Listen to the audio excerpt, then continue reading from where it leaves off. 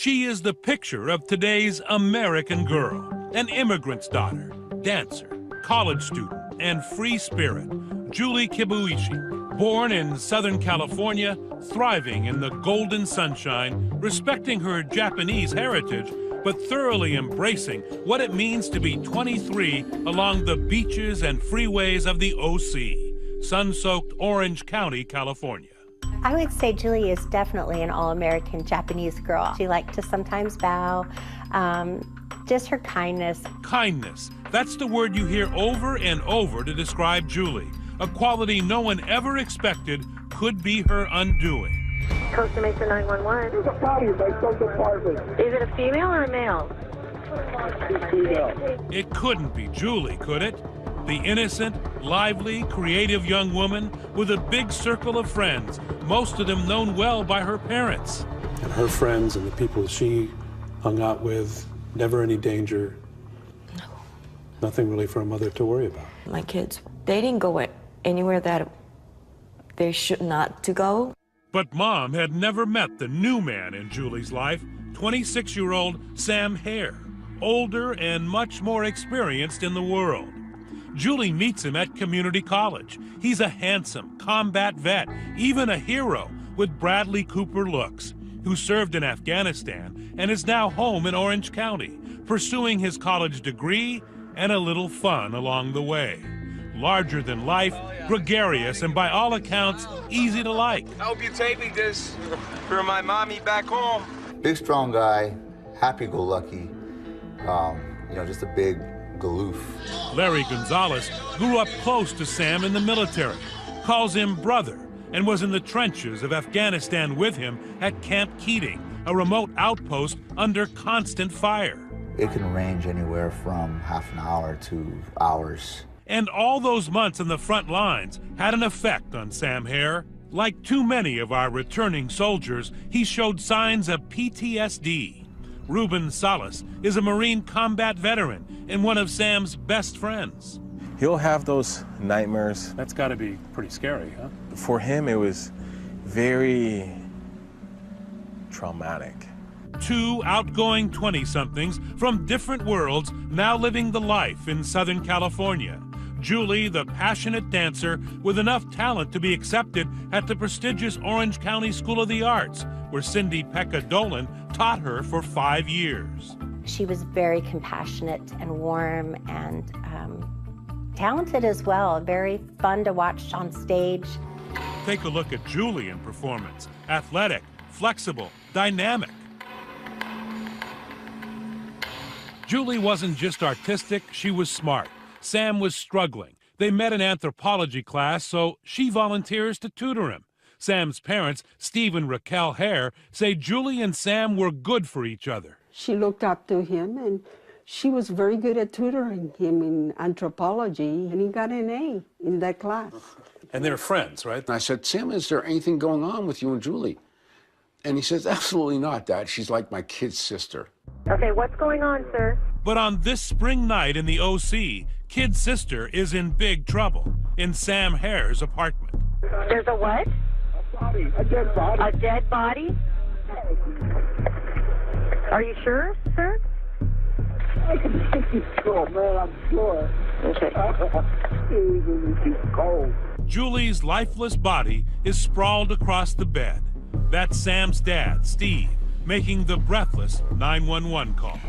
Sam was supposed to come to our house for the weekend. When Saturday came, we hadn't heard from Sam, and throughout the day, I was calling his phone, but his phone it was off, and Sam never turned his phone off. And I said, honey, I'm gonna drive on down to Sam's to make sure everything is okay. And I had the key to his apartment. I walked in, and everything was neat, everything was clean. I looked around, I called Sam, nobody. Okay. It's your son's apartment? Yes. She's in the bedroom. She's a visit from sexual activity. She's dead. There's blood on her head. I knew she was dead, but I could see, unfortunately, I hate to say it, the clothes were ripped off. Does your son know who it is? He's not here. Jesus, honey. You walk into his apartment. Correct. And there's a dead woman there. Correct. What's going through your mind? The initial thought is, what happened? Sam, what happened? What did you do? But Sam, who outwitted and survived the Taliban in Afghanistan, was not around to answer. he was suddenly, unexpectedly off the grid. The motive for the murder is still not known. Samuel Hurd hasn't been seen. Police have issued an all-points bulletin for Sam Hare, a combat veteran suffering from flashback nightmares. PTSD is very much in the back of our minds. So you knew he knew how to use a weapon? Correct. And that's why the armed and dangerous comes in, where he's missing and there's a possibility that he has weapons with him. So everything that you heard about him pointed to Sam as being the guy? There's absolutely no way that it was not Sam. Back at the crime scene, her cell phone is constantly beeping with text messages, her Taylor Swift ringtone alerting the cops to its presence. Her mother, June, is searching for the good daughter who never is out of touch. I don't even know how many times I text her. And are you still asleep, or are you okay? And no response. And then I started to think, what's going on?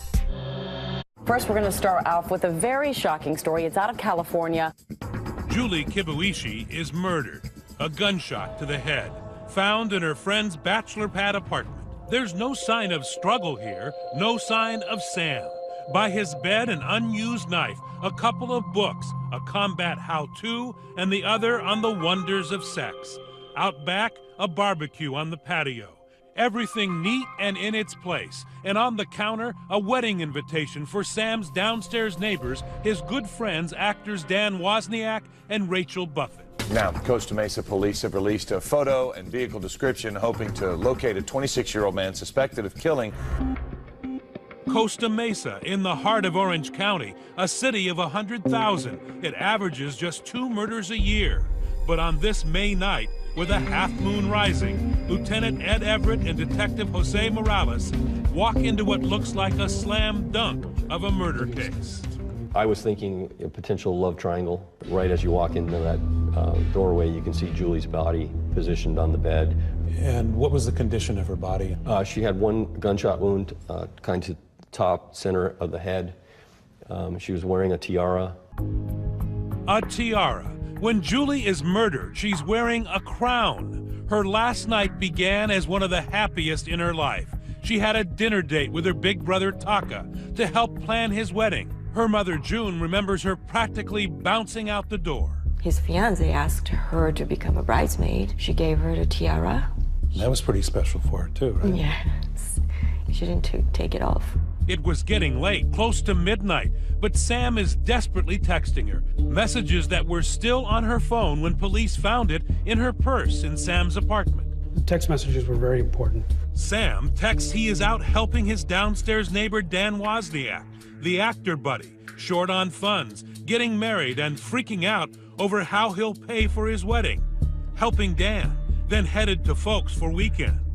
But less than 2 hours later, Sam seems suddenly in distress, texting Julie, "Can you come over tonight at midnight alone? Very upset. Need to talk." Then, "Jesus, I really just want to talk. I need someone I trust." Julie responds, "I'm here for you like family." And those were not the only messages on the night she was murdered. Police discover another more vile text.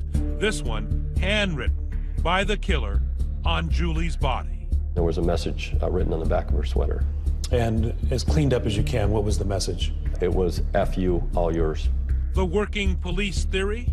We looked at the phone and thought, okay, maybe he's drinking, using drugs, and there was an incident, and he just snapped and, sexually assaulted her and wound up killing her and then fled. Now, they just have to find Sam. Police say the 26-year-old has disappeared. Neighbors say his bicycle sits outside his apartment, but his vehicle is gone. His passport was missing. His car was missing. Orange County Senior Deputy District Attorney Matt Murphy is supervising the case from the first call and says there is little mystery here. I'm looking at everything going, come on, guys, this is obvious. You're going to find Sam. He's going to be our killer. The final clue for police and Murphy, a big red flag.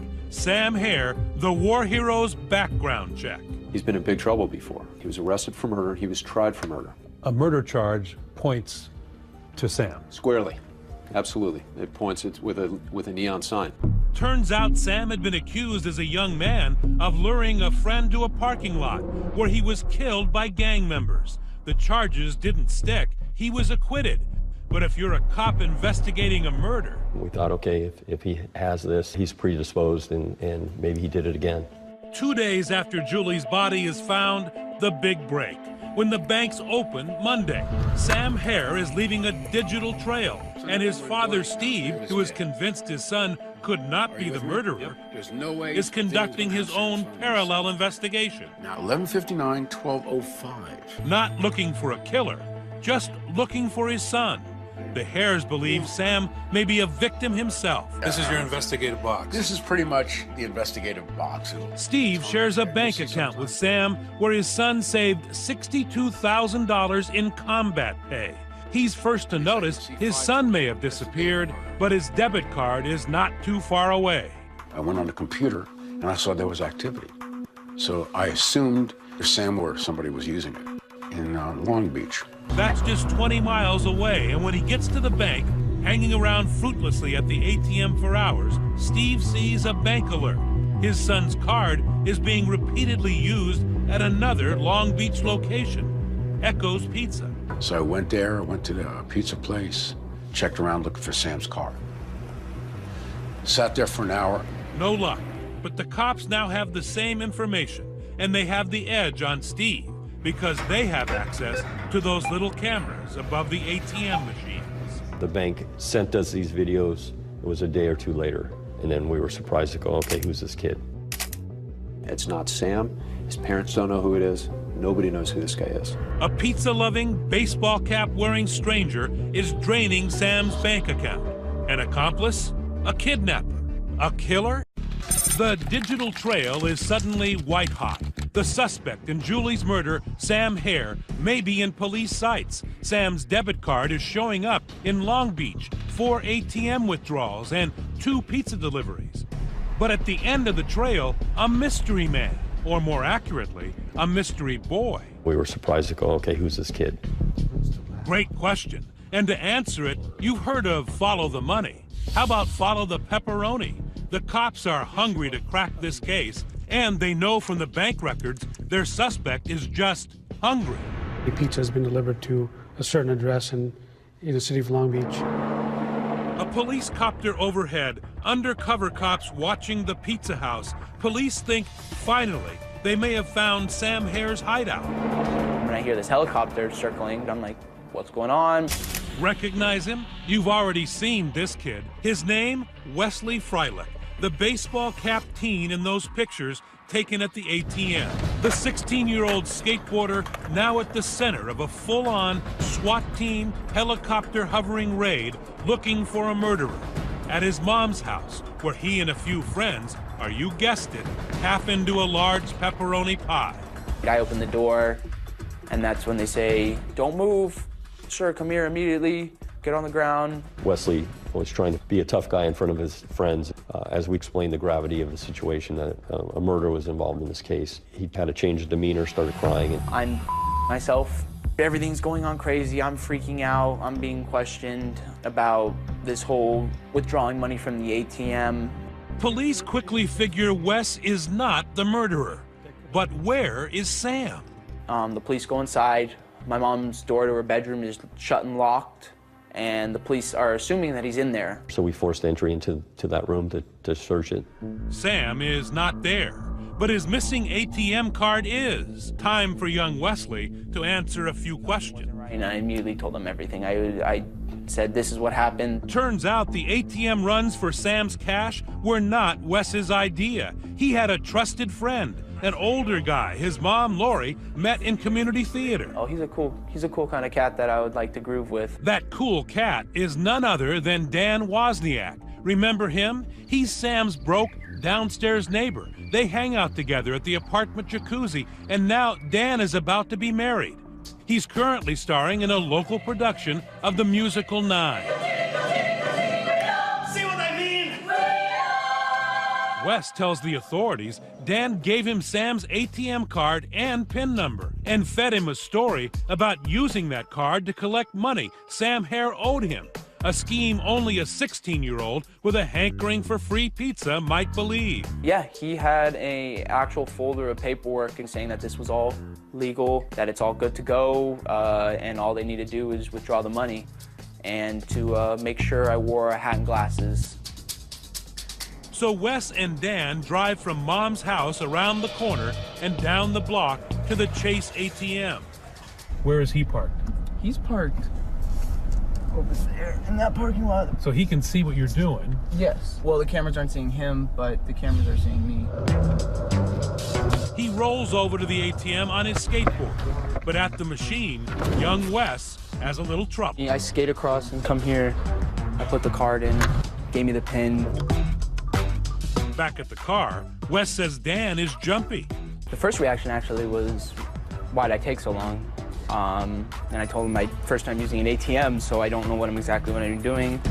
He knew enough to withdraw $400 and over the next few days, similar amounts that he turned over to Dan Wozniak, who had rapidly become a suspect in the disappearance of Sam Hare, and a person of interest who may know how Julie Kibuishi died.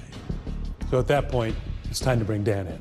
Yes, it is. I had Detective Morales call Daniel using a ruse of, hey, we need you to come down.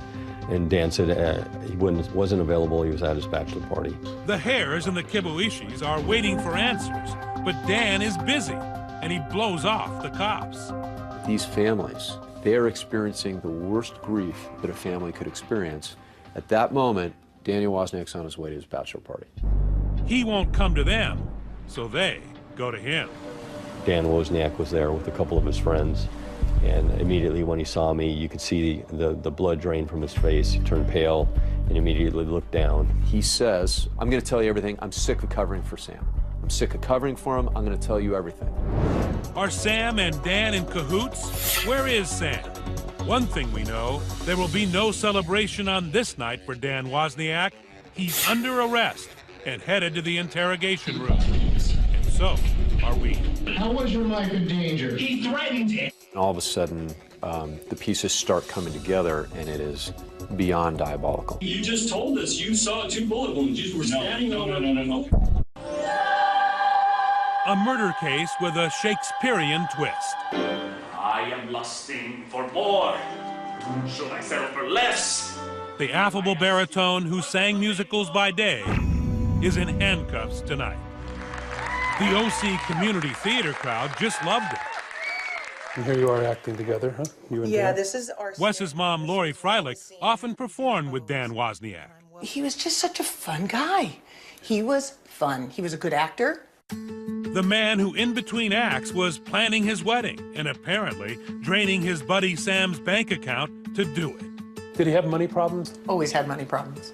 You know, constantly going from one job to another. Hi, my name is Dan Wozniak. I'll be playing the role of John Davis. Money is a constant dilemma for Dan. He's about to marry Rachel Buffett. And you will be my true love.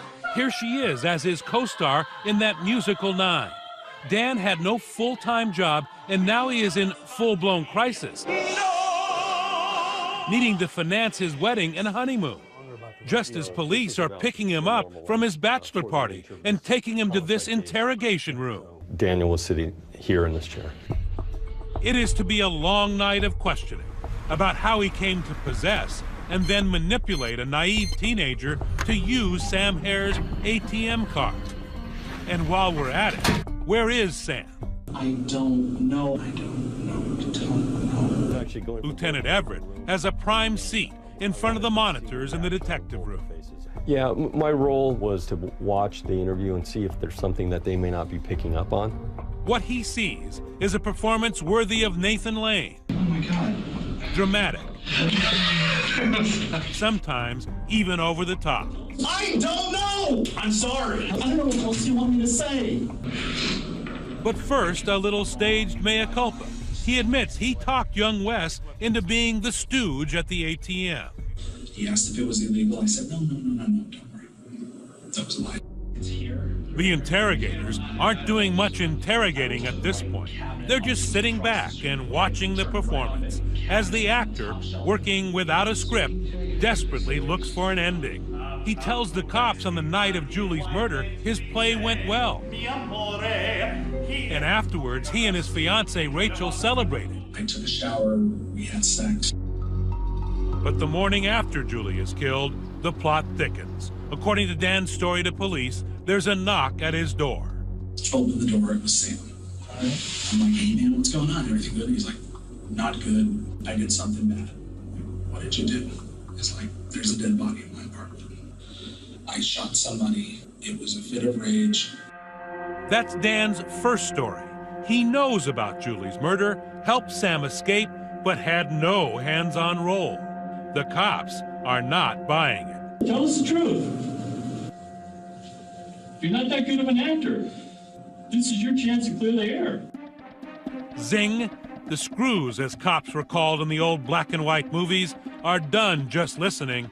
Now they're tightening. And guess what? Just to eliminate you, it's in your best interest. Yes, most definitely, sir. So basically, just open your mouth for me. Thinking fast, Dan invents an excuse that would cover his DNA being at the murder scene. Now, I was in Sam's apartment Friday afternoon. Okay. Then this actor without a script moves to Act 2, a second version of that night. But he loses his cool and makes a critical mistake. The cops hear it. See if you do. Yes, I saw the body. Is that what you want to hear? No, we want to hear the truth. That is the truth. Okay. How did your DNA get on her? Because I was right for the body. DNA doesn't just fall off. I don't know. Okay. I didn't touch her. I didn't do anything. What did you see? I saw 2 gunshots in her head. Why did the 2 bullet holes bother you so much, that he knew that there were 2 bullet holes? Because when we were in the apartment and we all looked in, it was only one visible to our eyes. And then when he had mentioned he saw 2 gunshot wounds, I said, well, he was there when she was shot. He must have seen or done the actual 2 shots. Right. He was there when she was killed. Cue the gotcha music. Dan Wozniak has a lot of explaining to do now.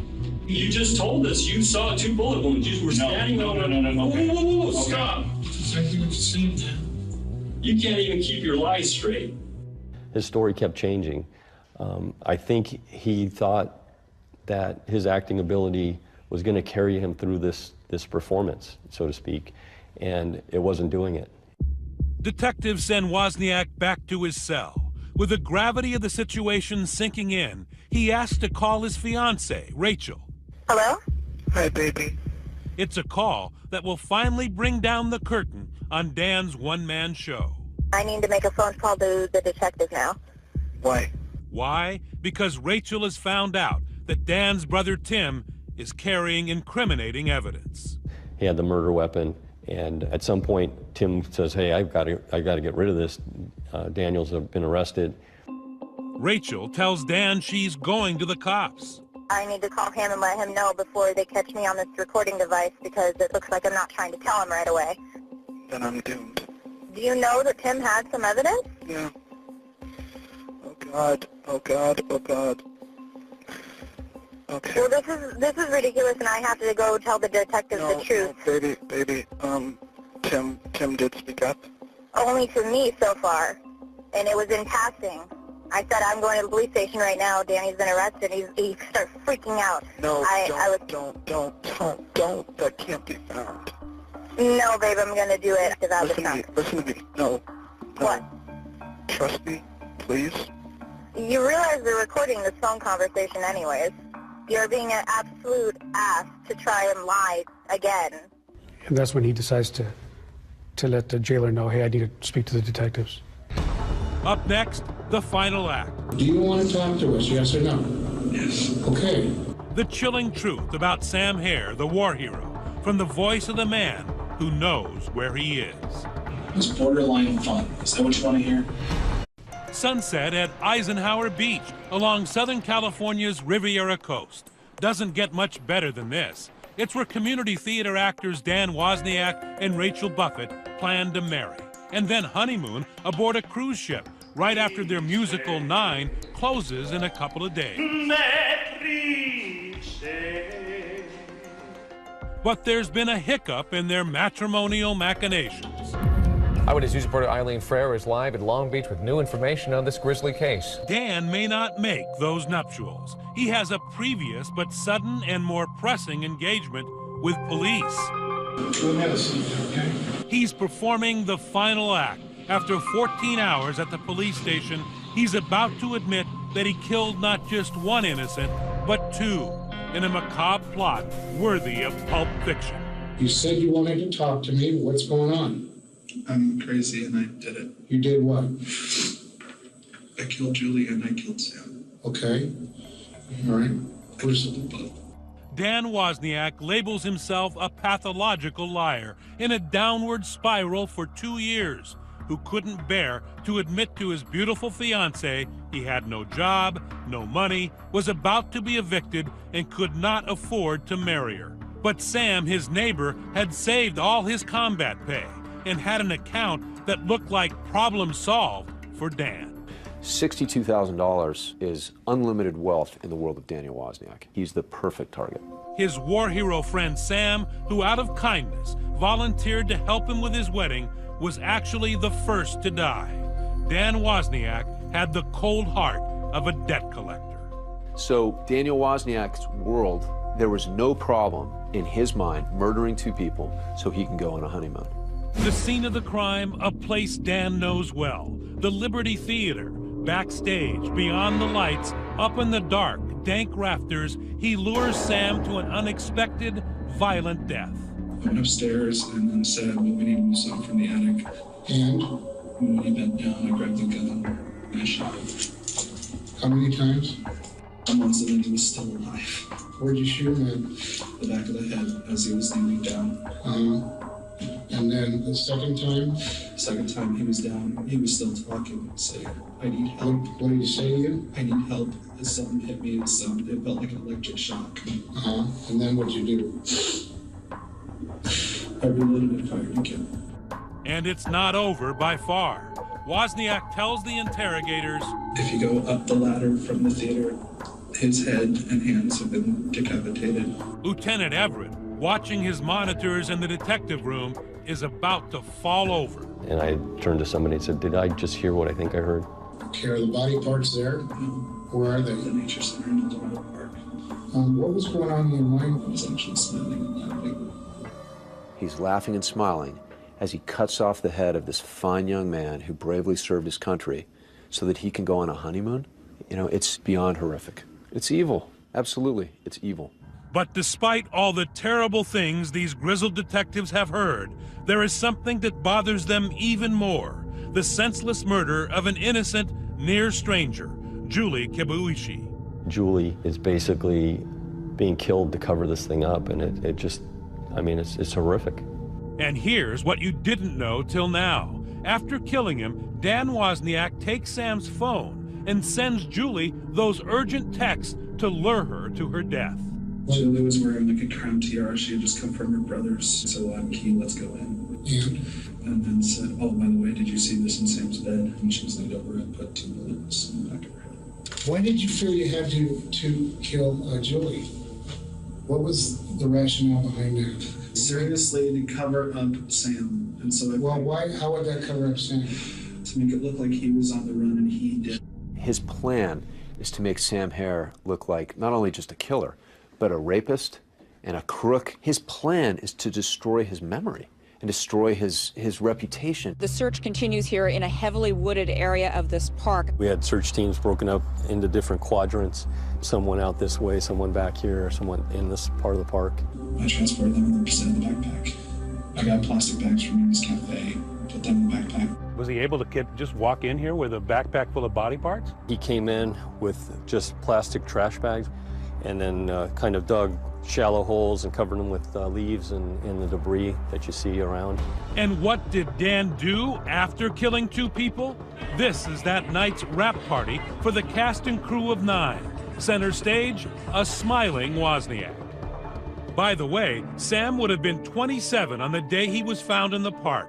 Clearly, there was no party for the Hares on that terrible day. Okay, it's his birthday. And I remember waking up and thinking, I'm hoping, I'm praying they find my son's head. Who can write a script on that? Sam's body is so unrecognizable, it had to be identified by love, a tattoo on his chest in honor of his parents. It was a heart and a rose, and it just said Mom and Dad in there. So it signified that I love you. Right on his chest. Right, big, very big, and he's like this size. After the confession, police recovered the backpack filled with evidence, Sam's bloody clothes, his passport and wallet, and the gun that killed him. Even with all that, he pleaded not guilty. Wozniak's trial, which ended last January, was quick and to the point. For the prosecution, a few witnesses, a summation, and of course, Dan's confession. It was all just about the money. That was it. At this 5-day trial, the defense had no opening argument. They called no witnesses, and in their closing did not come close to using the word innocent or even ask for a not guilty verdict. The jury wasted little time. We, the jury, find the defendant, Daniel Patrick Wozniak, guilty of the crime of murder in the first degree. This trial was not about whether or not he was guilty. He was guilty. Guilty of 2 counts of first-degree murder. But no one is leaving the courtroom because next, this same jury must decide the bigger question. Does Dan Wozniak deserve to die for his crimes? And on that question, the jury reveals it has some doubts. And you didn't want to be deadlocked. No, it was just an agonizing decision. I'm sitting in my car and I'm sobbing. It was a lightning-like guilty verdict. 5-day trial, 2-hour deliberations. And now the jury is called back to decide if the now 31-year-old actor and con man Daniel Wozniak should live or die. Jury foreperson Jenny Wong. This entire proceedings was going to be what's going to happen, what's the penalty. Prosecutor Matt Murphy challenges the jury to honor Sam Hare and Julie Kibuishi and punish the man who not only killed them, but desecrated them. Danny Wozniak treated him like trash. He treated Julie like trash. So the question that I ask you to answer in your verdicts, are they? Daniel Wozniak's defense is that he is not the worst of the worst, that he is helping fellow prisoners now and deserves to live, to reform. Defense attorney Scott Sanders. He has it in him, and he's going to make a difference. Is that a mitigating factor to you that warrants life? I hope so. Back in the jury room, the vote for death is split. It's very different when you are the one sitting there almost literally pulling the trigger. The initial vote, 10-2, death. But when the jury's thoughts turn to the surviving families, the doubt melts away.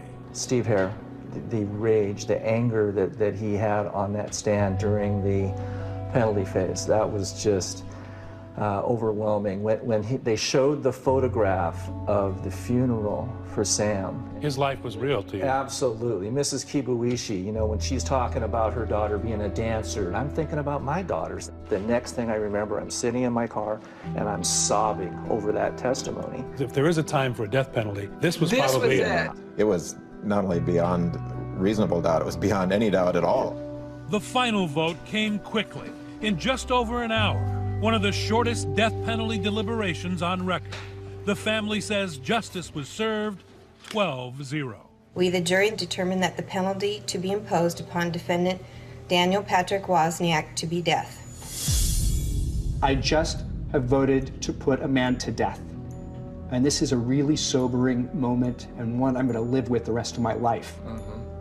And down in my gut, I said, can I live with this? And I said, yes. And afterwards, there is more relief than joy. It was so long overdue. But I could start healing. It's time. You know, we feel like one closure to our nightmare chapter. To this day, June Kibuishi says her daughter's death makes her question the fundamentals of parenting, her soul now doubting that kindness always triumphs over evil. I told all my kids, be nice person, kind to other people, and if they need help, you should help. But that just took my daughter's life. And that just killed me, you know, just.